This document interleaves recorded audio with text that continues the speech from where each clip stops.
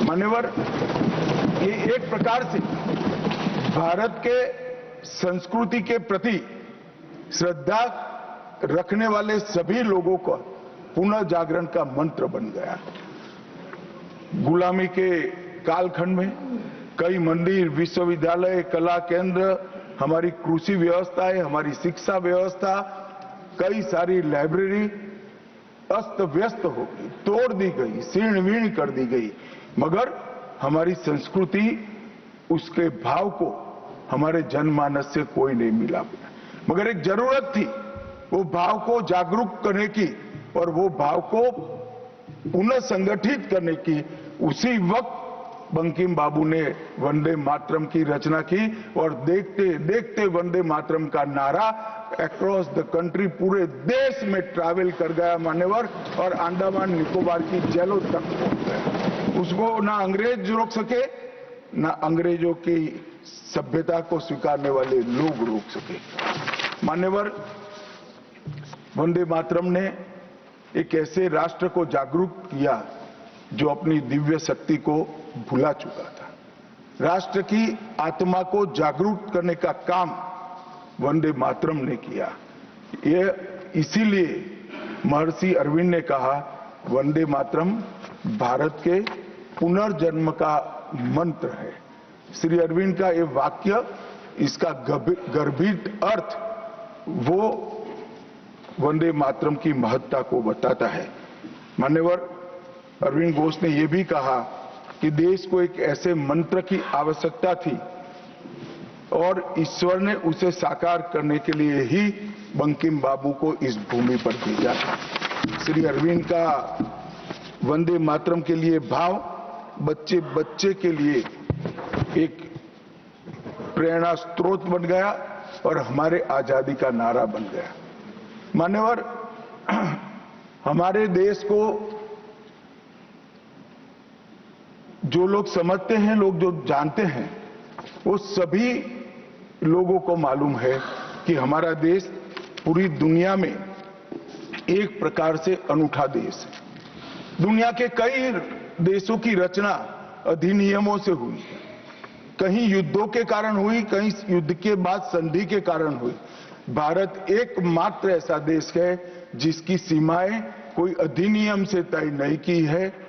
हमारे देश की सीमाएं हमारी संस्कृति ने तय की है और संस्कृति ने इस भारत को जोड़ कर रखा। और इसीलिए सांस्कृतिक राष्ट्रवाद का जो कंसेप्ट था, उस सांस्कृतिक राष्ट्रवाद के कंसेप्ट को, सांस्कृतिक राष्ट्रवाद के विचार को सबसे पहले गुलामी के कालखंड में जागरूक करने का काम बंकिम चंद्र चट्टोपाध्याय जी ने किया।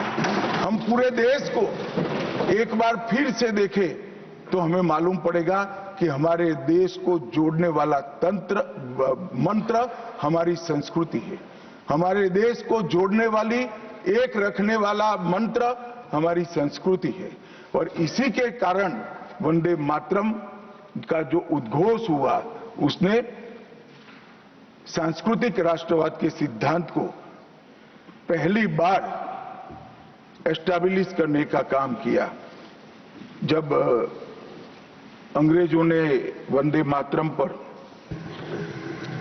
कई सारे प्रतिबंध लगाए, तब बंकिम बाबू ने एक पत्र में लिखा था, मुझे कोई आपत्ति नहीं है, मेरे सभी साहित्य को गंगा जी में बहा दिया जाए। यह मंत्र वंदे मातरम अनंत काल तक जीवित रहेगा।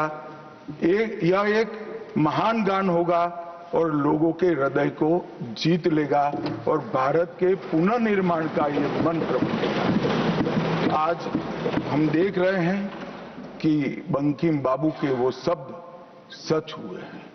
भले देर से ही सही, ये पूरा राष्ट्र आज सांस्कृतिक राष्ट्रवाद की परिकल्पना को स्वीकार कर आगे बढ़ रहा है।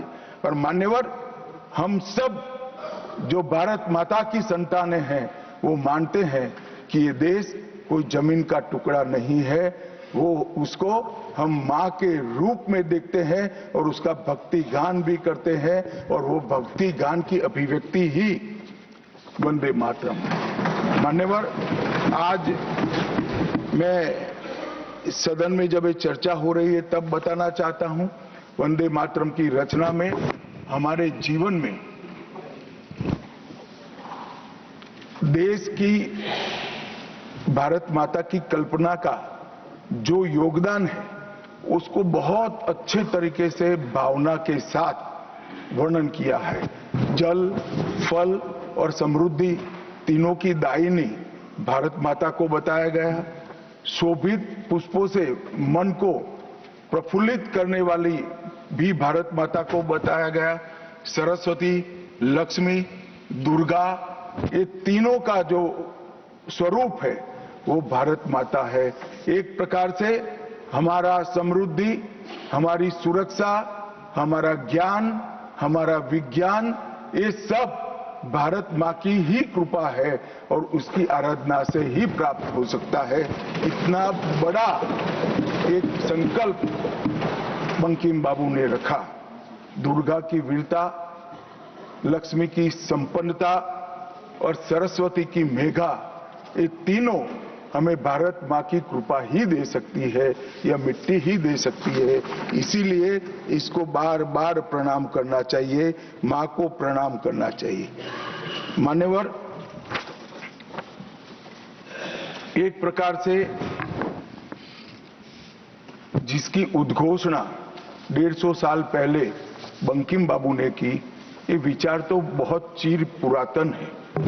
रामायण के अंदर प्रभु श्री राम ने भी जब उनको सलाह दी गई कि इतनी वैभवशाली लंका है, आप लंका जीत ही लिए हो, तब अयोध्या जाकर क्या करना है, यहीं रह जाते हैं। तब उन्होंने कहा कि माता और मातृभूमि ईश्वर से भी बड़ी होती है, मैं माता और मातृभूमि का त्याग करूं। मातृभूमि के महिमा मंडन प्रभु श्री राम ने भी किया। मातृभूमि का महिमा मंडन आचार्य शंकर ने भी किया और मातृभूमि का महिमा मंडन आचार्य चाणक्य ने भी किया। ये सभी ने समय समय पर हमारे अस्तित्व को मातृभूमि के साथ जोड़ने का काम किया। मातृभूमि ही हमें पहचान देती है, वही हमें भाषा देती है, वही सभ्य जीवन जीने की संस्कृति का आधार बनाती है और वही हमारे जीवन को ऊपर उठाने का अवसर देती है। इसलिए मातृभूमि से ज्यादा कुछ हो नहीं सकता। ये भाव जो चिर पुरातन भाव था उसको बंकिम बाबू ने पुनर्जीवित किया और वो घनघोर रात्रि जैसे गुलामी के कालखंड के अंदर जैसे एक बिजली प्रकाश फैला देती है, उसी प्रकार से वंदे मातरम के गान ने घनघोर अंधेरे के अंदर, जन जन के अंदर गुलामी की मानसिकता छोड़कर आजादी की प्राप्ति, स्वराज की प्राप्ति का एक जोश जगाने का काम किया। Download are